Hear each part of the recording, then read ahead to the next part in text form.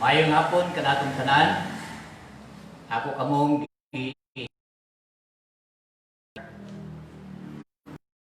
Bible study karong hapon. Nagapasalamat kay kita sa Ginoo kay kanunay kita niya gitagaang panahon nga makatuon sa iyang mga pulong. Ug karon nga hapon ang magadala pulong sa Ginoo sa pagtudlo walay lain kundi si Pastor Adrian Municar nga atong kauban dinhi sa Potter's Lighthouse Bible Church. So malipayon ako nga akong ihatag kaniya ang panahon aron magpadayon siya ni ining atong Bible sharing karon nga hapon.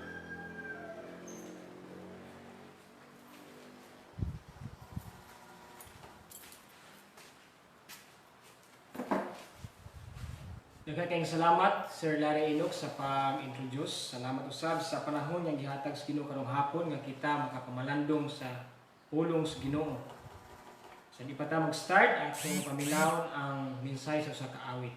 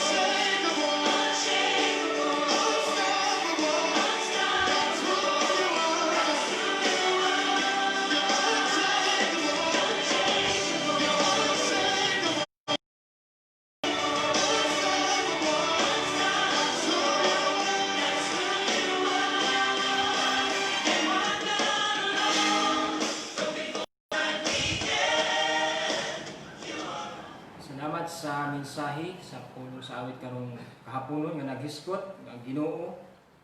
Mura atong Ginoo kaniadto karon sa walay katapusan nga walay pagkausab sa tanang panahon.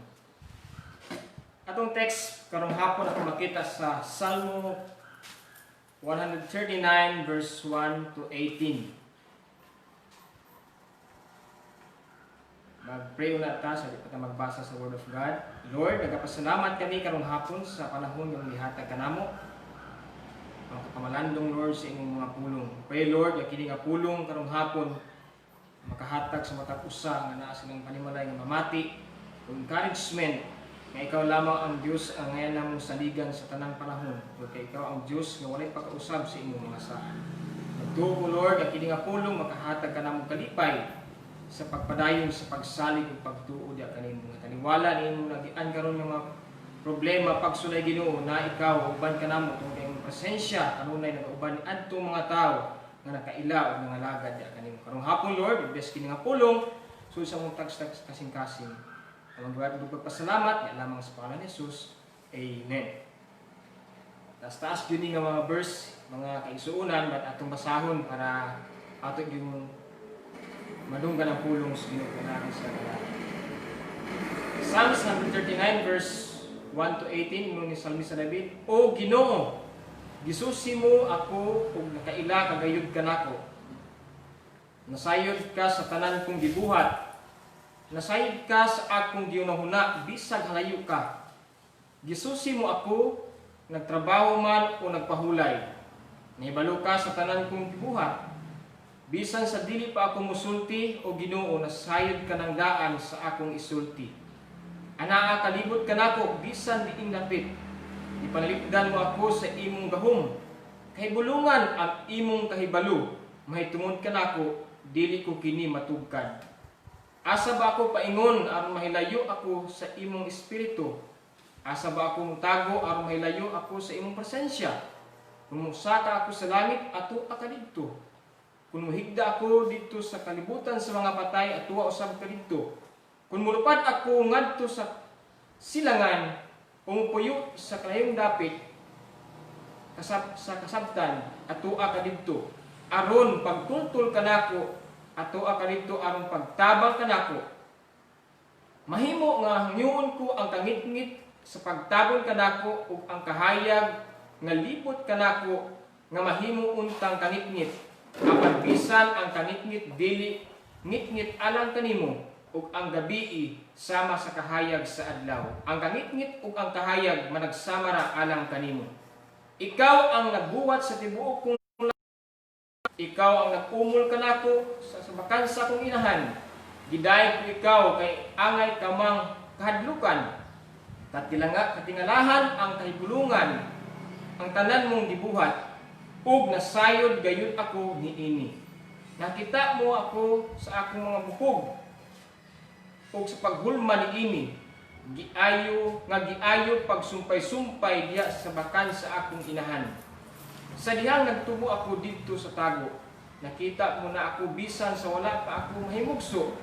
Ang tagal sa panahon alang kanako, nahisulat na sa imong basahon, bisan sa wala pa kini magsugod. Pagkalisod tukaron sa imong mga hunahuna o Dios. Pagkadaghan gayud niini, kung ipon ko kini, daghan pa kini kaysa balas. Kung mumata ako, uban gihapon ako kanimo. Ato nakita ang nagsulat ni ining Psalms 139 si Haring David. Ang atong tema karong hapon, atong pamalandungan is David remember the attribute of God. Hinumduman ni David ang kinaiyas Ginoo or karakter sa Ginoo nga iyang gialagaran. Ato makita kay si David usa ka bantugan nga hari sa Israel. Yung tagbantugan, grabe kag great king. Kung mabasa nato na sa tibok kasaysayan sa kinabuhi ni David diha sa 1 Samuel chapter 60 to 30, no? 2 Samuel verse 124 and 1 Chronicle chapter 10 to 28. Nganong ingon man ang pulong sa Ginoo, si David is a bantugan nga hari sa Israel. Bantugan siya tungod kay ang Ginoo maoy nagpili ngadto kaniya. Ato makita nga gikuha sa Ginoo gikan sa iyang pagkabalantay og karnero ug himo siyang hari sa Israel. Ug tungod ni ana ang Ginoo mo naghimo kanyang hari aron sa pagdumala sa katawhan sa Israel. Nahimo siyang great king tungod kay ang Ginoo maoy kauban niya sa tanang panahon. Wala siya magsalig sa iyang kagalingon, apan nagsalig siya tungod kay naa ang Ginoo kauban niya sa tanang panahon. David is a second king of Israel. He reigned almost 40 years. No? Naghari siya sa 40 katuig. Diya sa 40 katuig sa paghari ni David, daghang mga gubat nga iyang naagian. Apan sa tanang gubat nga iyang naagian sa iyang pagkahari, nagmadaugon siya. Unsa man kaha ang sekreto ni David nga sa tanang panahon sa iyang gubat nga nagian, nagmadaugon man siya. Una tingali nga itong makita siya kayang kinabuhi. David wins in many battle because he fully trusting in the Lord. No? Ang tibuok niyang pagsalig iya yung gibutang diha sa Ginoo. Ikaduha, because God is always with him. Ang Ginoo kanunay uban ngadto kaniya. Ato na makita sa 2 Samuel 7:9. O sa 1 Samuel 7:45. David win many battles while David was king of Israel. He won many battles over the Palestine. King David fought 66 battles and won. All he never ran from or any battle. What good siya ni sibog sa tanang gubat nga iyang nagian. The Bible says, as young boy, while he saw Goliath, he ran to him. Ato nakita sa pagkigsangka niya kang Goliath, wala siya ni atras. Apan, nidagan siya padulong kang Goliath. Kung ato nakita, nga nabuntog niya si Goliath, tungod kay ang ngalan sa Ginoo, maoy iyang gisaligan sa iyang pakiggubat. In Psalms 139 and 118, atong makita dinhi, ang tulo ka butangan ginunduman David kung kinsa ang Ginoo sa kinabuhi. First, God is omniscience. God is omniscience. Subot pasabot niini, God is omniscient. He knows. He is umiiskod tag omniscient ang tanan na sayod ang Ginoo. Ug walay natago diha kaniya. He knows all things. Nothing past, present, or future is hidden from Him. Ato makita siya ang personal nga kinabuhi nga walay kinabuhi niya kaniadto nga mga panghitabo nga wala nakita sa Ginoo. Ug siyang pagkinabuhi nga hari na siya hangtod nga gikuha siya sa Ginoo. Walay natago ngadto kaniya. In verse 1 to 6, ato makita diri sa personal niya kinabuhi unsay gisulti niya sa Ginoo. Giunsa niya pag ila ang Ginoo siya kinabuhi. First, ato basahan ang verse 1. O Ginoo, gisusi mo ako ug nakaila kagayud kanako. Nakaila gyud ang Ginoo kang David, walay natago diha kang David, no? O Lord, you have examined my heart and know everything about me. God would surely have known it, for He knows the secrets of every heart. Kung pasabot wag ginatago diha sa Ginoo. Magagila ni David nga sa iyang pagkahari ang Ginoo nasayod sa iyang personal nga kinabuhi. Ingon ang verse 2, nasayod ka sa tanan kong gibuhat, bisan sa iyang gibuhat walay natago diha sa Ginoo. Ing-ana ang presensya sa Ginoo, ing-ana ang pagkahibalos Ginoo sa kinabuhi ni David. Ang verse 3 ingon niya, gisusi mo ako, nagtrabaho man o nagpahulay, nahibalo ka sa tanan kong buluhaton. Grabe no, kung naano nimo ang presensya sa Ginoo, wala gyud mga butang nga sinalipdan ngadto kaniya. Bisan sa ato ang personal nga kinabuhi, gani gi isa ni David, si ang personal nga kinabuhi nga Ginoo walay natago dito kang David sa iyang kinabuhi. Ug pasabot, kita nga mga Kristohanon karon mga panahona walay natago sa Ginoo kung unsa man ang mga butang ato ang gihambin kayon karon. Gibati karon sa ato ang nagian ng mga pandemic. Nasayod siya nga mabalakata, nasayod siya kung unsa atong ginahuna, ug nasayod siya kung unsa ang ato ang gikinahanglan karon mga panahon na. But pasabot, ang Ginoo nasayod sa tanan, sa mga pangitabo karon sa ato ang kinabuhi.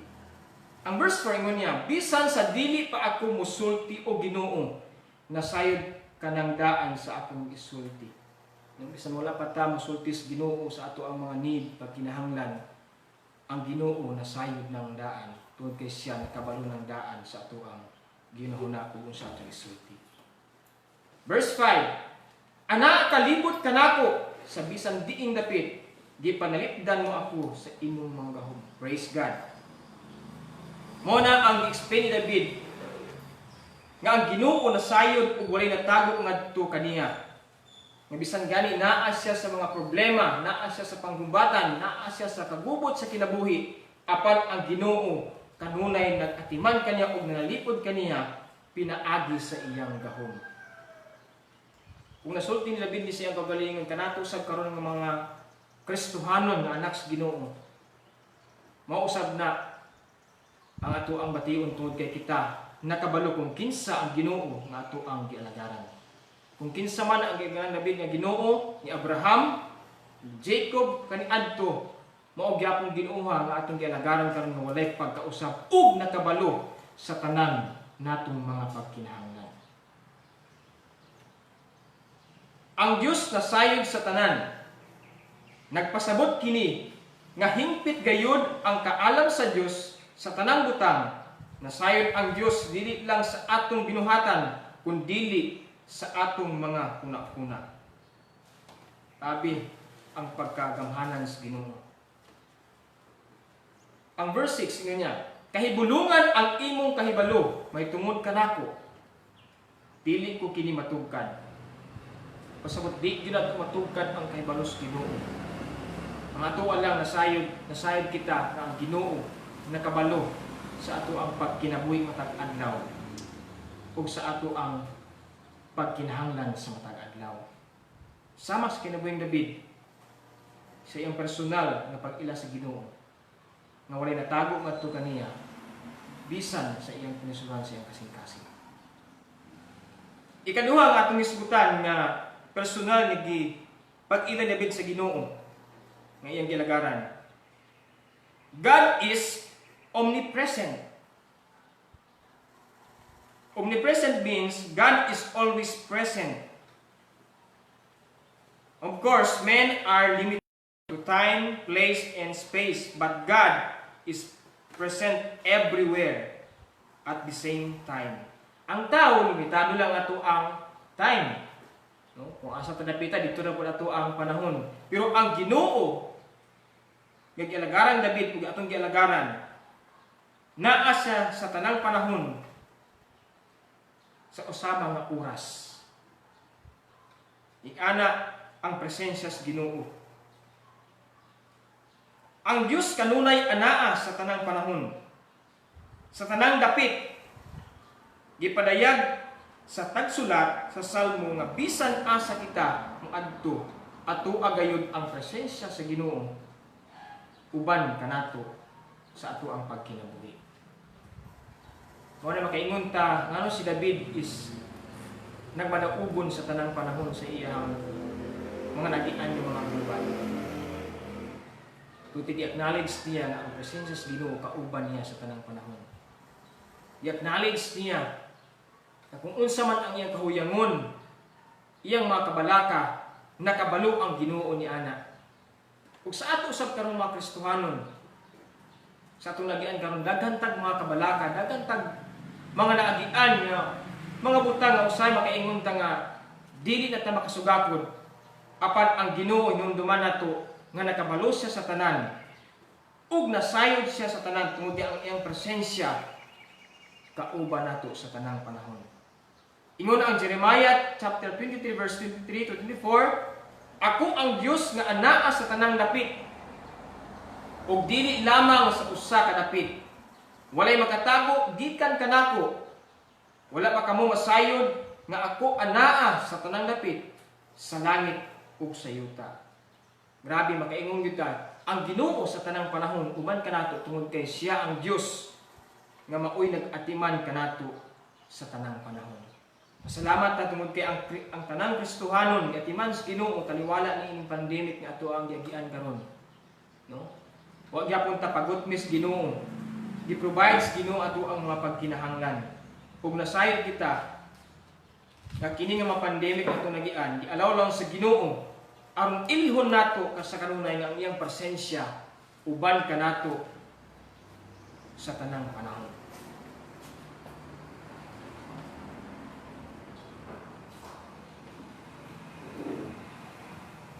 Ingon ni David sa chapter verse 7, ingon niya, asa ba ako paingon aron mahilayo ako sa imong espiritu? Asa ba ako mutago aron mahilayo ako sa imong presensya? Kung musaka ako sa langit, atoa ka didto. Kung muhigda ako didto sa kalibutan sa mga patay, atoa ka usab didto. Kung mulupad ako ngadto sa silangan, kumupuyo sa kinalayo-ang dapit sa kasapan, atoa ka didto. Kung pasabot ang presensya sa Ginoo naa sa tanang dapit.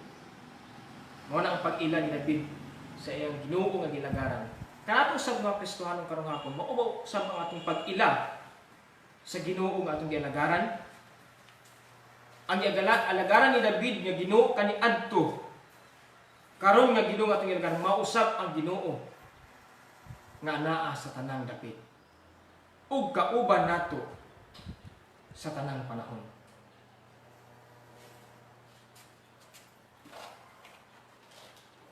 Ikatulo o katapusan mga igsuon ng diskutan ni David.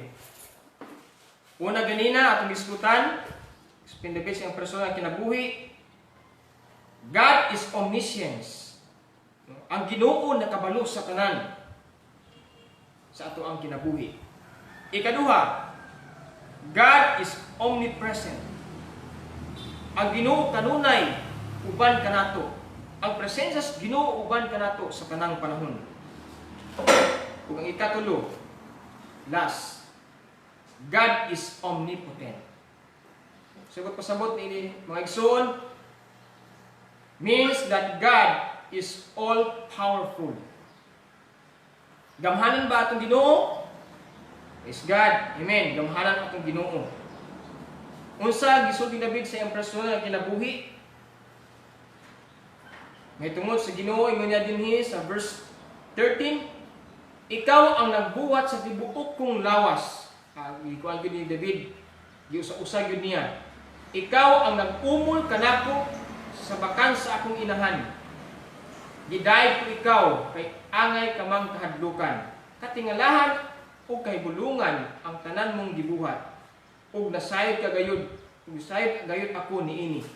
Nakita mo ang akong kabukugan sa pagpulma niini. Nga giayo pagsumpay-sumpay diha sa sabakan sa akong inahan. Ug sa dihang nagtubo ako didto sa tago. Ug pasabot nasayod ang Ginoo tungod sa iyang pagkagamhanan. Nga bisan wala pagani ta himugso na para sa tag-angtan sa atong ginikanan. Nakita na sa Ginoo giun sa paghulma, giun sa pagsumpay-sumpay ang kabukugan.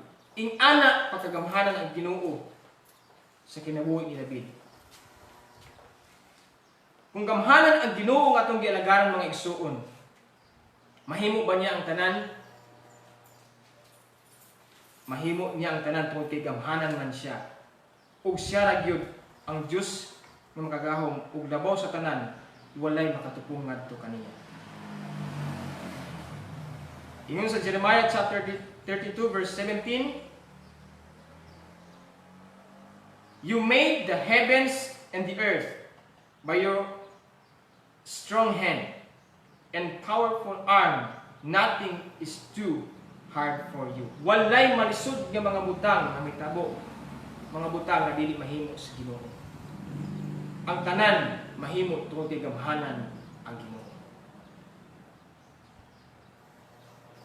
Kung si David naggunahon personal sa Ginoo, nga ang Ginoo nakabalo sa tanan, ang presensya sa Ginoo kauban niya sa tanang panahon.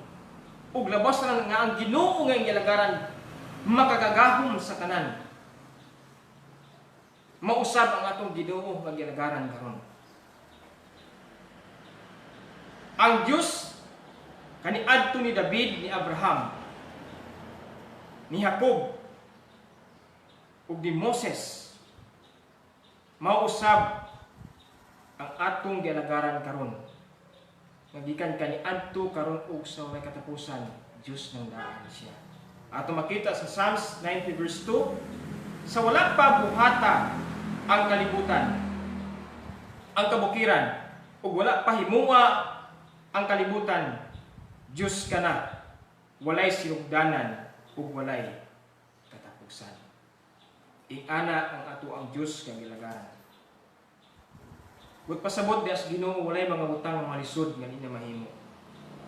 Ingon niya sa Matthew chapter 19 verse 26, but with God nothing is impossible.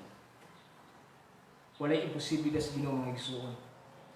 Kung si David nakasulti siya kung kinsa ang Ginoo iyang gilagaran, mao sa punta na ato ang desire sa itong kinabuhi personally.